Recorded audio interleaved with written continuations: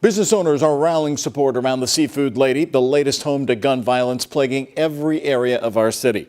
WHAS 1119's Tom Lally is live right now outside the Jefferson Street restaurant where shattered glass still lines the window. Tom? Yeah, Doug, the mayor's office tells me tonight their economic development team is working with local businesses to address safety concerns. Well, shattered glass acts as a reminder here at the restaurant. Local leaders saying this shooting highlights a larger issue impacting all of Louisville. I've been here 26 years. It's the first violent crime that I've ever seen in this neighborhood. Rick Murphy, president of New Lou's Business Association, calls gun violence Louisville's most devastating problem across the community and says something needs to be done.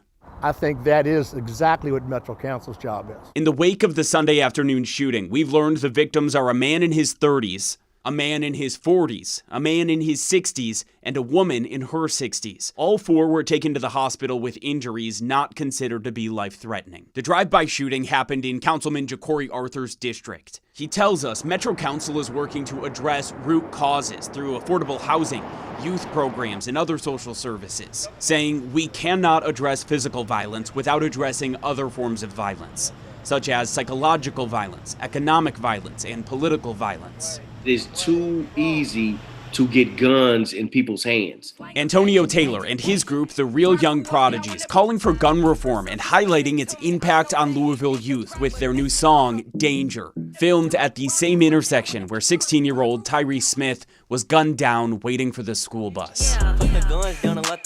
Taylor has one word for Sunday's shooting at the Seafood Lady. Heartbreaking. He says the community has rallied to support Nichelle Thurston, owner of the Seafood Lady, which started as a food truck and has now appeared on network TV with diners, drive-ins, and dives. She is a Louisville staple who was a national brand. So it makes our city proud. I mean, the shrimp and oyster po' boys, you can't beat those sandwiches. While the restaurant will reopen and the 4 people injured in this shooting will heal, the gun violence issue in Louisville will also continue.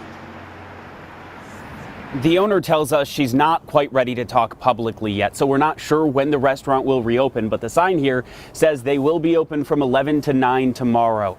The folks we talked with today said they're really hoping when the restaurant opens back up, people show their support. Live in Louisville, Tom Lally, WHAS 11 on your side.